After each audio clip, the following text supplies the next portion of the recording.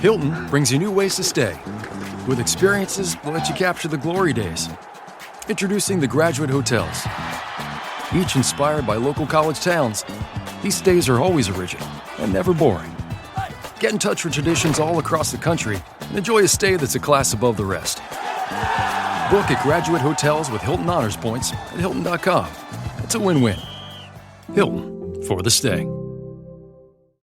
It seems like Mitch Albom was just here the other day, but no one writes faster than Mitch, and books fly on the best-selling list. Yes, one of the best-selling authors in the country. He's a broadcaster. He's a writer, plays, movies, syndicated columnist.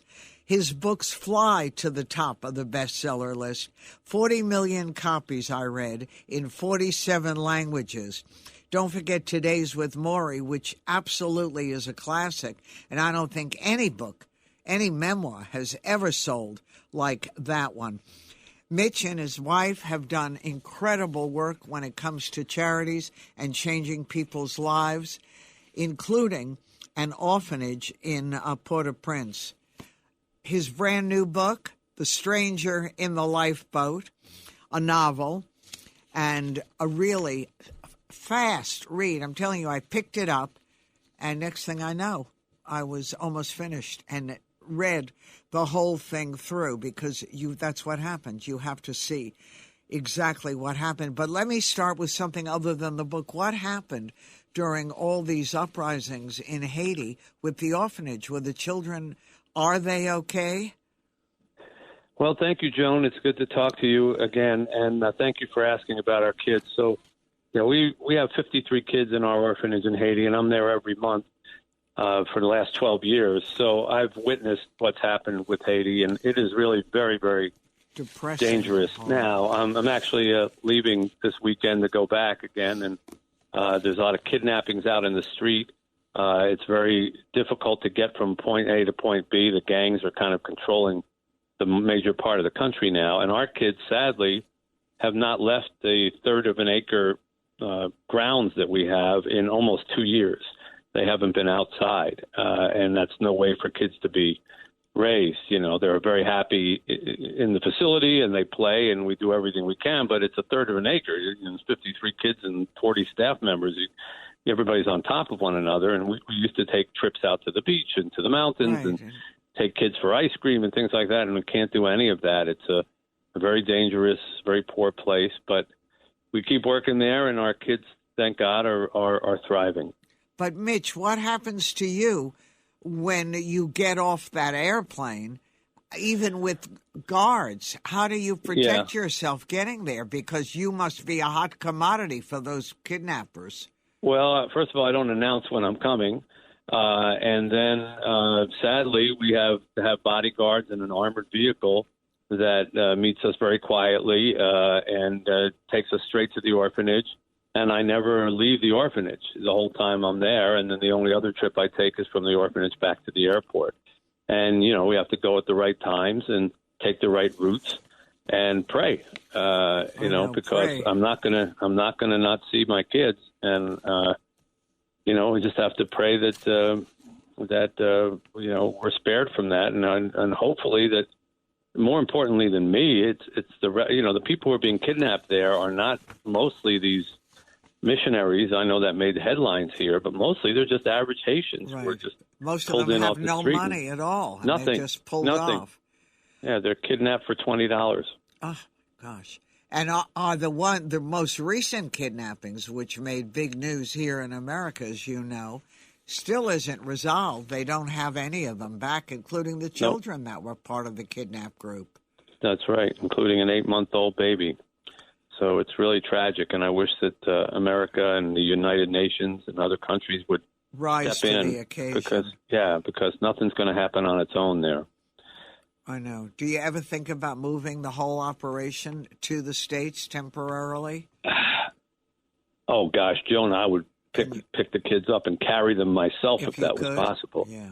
But it's not legal. You can't take the kids out, and they make life very, very difficult to try to get a visa, and it's the United States that makes it difficult. Alone, they don't let you just bring kids to the States. I mean, you got to go through an enormous amount of paperwork, even for a medical situation. So, no, believe me, I wish I could transplant the whole thing. But the point is for the kids to learn to make their own country better, and that's what we're trying to raise them to do. I'm talking to Mitch Albom, and Mitch has a brand new book called The Stranger in the Lifeboat. And this book is a little departure. It's basically about survival, and it's about a bunch, the people in the lifeboat, there are 10 whom we meet and become involved with. But it's about, for many people, a once-in-a-lifetime trip aboard the yacht owned by a billionaire.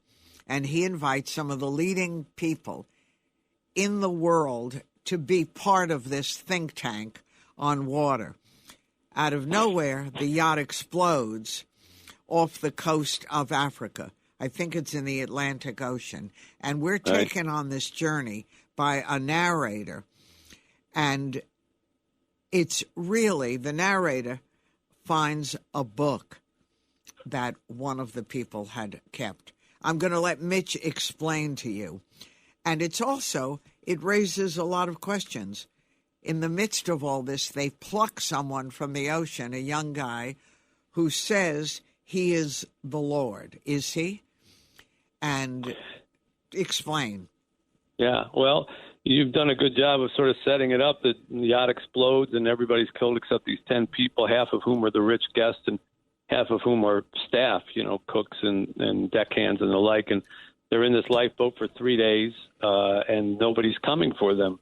And there's no rescue. They see sharks in the water. They're running out of food and something to drink, and they're crying out for help. And then all of a sudden they see this body, as you pointed out, floating in the water. They pull him in. It's this young, nondescript guy, average looking. They pepper him with questions. He doesn't say anything. And finally, one of the guests says, well, thank the Lord we found you. And he says, I am the Lord. And, of course, they look at him and roll their eyes. And, he just looks like this punk kid. And they say, okay, yeah, sure, you're the Lord. What are you doing here? And he says, well, haven't you been calling me? You were calling, so I came. And they said, oh, so you're here to save us? And he says, well, I can only save you if everybody in the boat believes I am who I say I am at the same time. And this sets in motion, what happens for the rest of the book as the days go by and things get more desperate and they, go lower and lower on food and water and they're, floating, drifting away further. And some of them kind of choose to believe that he is who he says, and other ones are convinced, no, their money's going to save them and otherwise. At its core, Joan, I wanted to write a book about asking for help, which I've had to do many times in my life. And it seems to me that when we ask for help, especially from God or the universe or whatever you believe in, we kind of expect it to, like we're ordering a sandwich in a deli. We expect it to be there in a certain amount of time and look like we expect it to. And if it isn't, we're upset or we think we didn't get what we wanted. But my observation in life is that, the universe, God, it doesn't work on our timetable. And many times when you think you're not getting what you want, 10 years later, you look back on your life and you say, well, I really thought that my prayers were being denied. But now that I realize if that didn't happen, then this wouldn't have happened. And that I wouldn't have met this person and married them and had the kids. So I guess it was the best thing that could have happened to me. Well, if it's the best thing that could have happened to you 10 years from now, then it is the best thing that could happen to you now. But we don't recognize that. And this is kind of brought home in this lifeboat where here comes a guy who says he can save them, and they all go, you don't look the part. You don't look like Jesus. You don't look like Gandalf from Lord of the Rings. You're not. And the guy, he gets hungry, he gets thirsty, he falls asleep a lot. So they're just convinced, well, we're being ignored. And yet the help might be in front of them all this time. And that was a really interesting idea that I wanted to explore. Well, and everyone asks for help in a different way. And right. As you point out, has a different version of help. Some part the seas if you're the Lord, and others just right. Save me. It's a fascinating concept, and especially when we are at a time in our own country with all that's going on, that religion, even though people may not realize that, is on the wane. So, yeah, it is. And it is on the wane, and church attendance and synagogue attendance and all that is at an all-time low. And yet we seem to be asking for help more than ever, especially during the pandemic. And I have to think that this book has been received. It's been out for a few weeks, and it's doing better than the last 4 books that I've written combined. And I think it probably has to. It has to do with the fact that everybody during these last couple of years has been asking for help of some kind, and and for me, I was coming off having written about losing a child, right. which, we talked about in my previous book, Finding Chica, was about one of the kids from our orphanage who we adopted, and she had a brain tumor. And you couldn't after save 2 years her no matter what. No, we couldn't. We tried, and we traveled around the world for 2 years, but we lost her. And I was very angry when that happened, angry at the universe, angry at God, saying, there can't be such a thing as a kind God when they can't be kind to a 7-year-old. But as the 4 years plus now have passed, I've sort of healed in that, and I've come to, like there's a moment in the book where, I get to put the questions that all of us, Joan, would ask someone who claimed to be God, if they really were in front of us, and you say, okay, you get 60 seconds, ask me any question you want, I'm God. Well, I've got to put those questions in the mouths of the passengers on the boat. So at one point, one of them asked, for example, well, if you're God, do you hear all prayers? Do you answer every prayer? And he says, I answer every prayer. But sometimes the answer is no, which is what I have found to be true in my life. Or, of course, the question that everybody would ask, why did people die? Why did you have to take somebody from me? And at one point, one of the passengers confronts him over this because his wife died, and he's all he's crying. And why did you take my wife? And the answer is, well, when someone dies on earth, we always ask, why did God take them? Why don't we ask the question, what did we do to deserve them? What did we do to merit their love, their sweetness, their memories? Didn't you have moments like that with your wife? And he says, yeah, every day. And the guy says, well, those memories, those moments were a gift, but not having them isn't a punishment. And he says, I know that you cry when your loved ones leave this earth, but I can assure you they're not crying. And for me, that was a very healing thing to sort of conclude and write, because that's how I feel about our little girl, that we cry for her every day and miss her, but she's not crying. She's not in pain anymore. And I think the idea of finding help and healing, and realizing things may actually be happening for the best, even when they don't feel like that, is something very comforting to people. And maybe that's why people are embracing the book. Are you religious? I am faithful. I was raised Jewishly, and I still participate in the Jewish religion, and I don't attend services on a weekly basis or anything like that. But I was very well educated in it when I was younger, and I absolutely believe. I believe in God. I believe that there's something beyond this world. I wrote the book, The 5 People You Meet in Heaven. It's kind of hard not to, Exactly. But that was based on an uncle of mine who died, momentarily, and was brought back and told me that he saw his relatives waiting for him at the edge of the hospital bed. And ever since then, I've always believed, well, that must be what happened. So, I'm both faithful and spiritual, and I do think that we're here for a bigger purpose. And I do think that if we try to do things for the good, eventually things work out for the good. It doesn't happen in 5 minutes, but for example, my wife and I got married late. We always wanted to have children. Didn't happen. We just figured, all right, it's one of those prayers that just isn't going to be answered. 15 years later, I end up taking over an orphanage. Now we have 53 children in our life, and including we had a little girl who was our little girl for 2 years, and they were the most amazing 2 years of our lives. So we did get our prayer answered, but it took years. And if you see the long picture, as they kind of do in The Stranger in the Lifeboat, then it's a lot more comforting than to go through life thinking, oh, nobody's listening to me, and the universe is denying me. Right. And when you look, it isn't like you're finished writing books, but every single book has become huge. When you look back, can you really believe your own story? I remember the early days when you were writing sports stuff and doing great. And then suddenly you come out with this book and your life changed forever. Right, Tuesdays with Maury. And that's, Joan, that's where I learned the lesson. Because, when I wrote Tuesdays with Maury, the experience, I wasn't going to write a book. An old professor of mine was dying from Lou Gehrig's disease. And I felt guilty because I hadn't stayed in touch with him. So I went to see him what was supposed to be one time. And I have to tell you, I wasn't excited about going that one time. It was more like an obligation. Yeah, and then when he said, will you come back next week? I was like, how am I going to turn him down?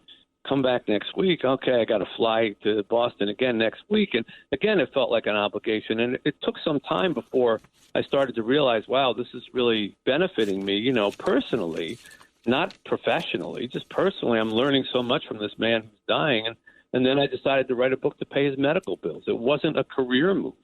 It was to pay his medical bills, and I was going to go back to sports writing. Right. Nobody figured anybody would read that book. Right. And now look at what's happened. I was denied by most publishers in New York. They told me, we don't want to publish. It's boring. It's depressing. You're a sports writer. And we found, one in the end who was willing to give us the money to pay for his medical bills. And I was going to go back to sports writing, and then instead it changed my life forever. That has to be something bigger than me. And so I look at that, as at the time, it just seemed like a burden and an obligation.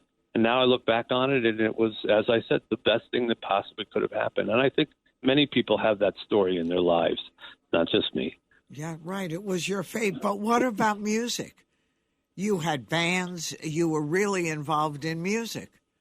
Yeah, I was, and I did not succeed in it. I was there in New York doing this starving artist thing like everybody else. Right. And but it was because I didn't succeed in it, and I worked at nights as a musician, and I had my days free, and I happened to see the Queen's Tribune, if some people may still remember that, the Queen's Tribune where I was living. I picked it up at a supermarket, and I looked at the bottom, and they said, if you have free time, we could use some people to help us with our newspaper. And I was just, music was going nowhere for me. I was working at night, but I wasn't getting anywhere. So I wandered over to this newspaper, and I volunteered. And my first writing assignment was parking meters on 108th Street in Queens. Why were they going up a nickel?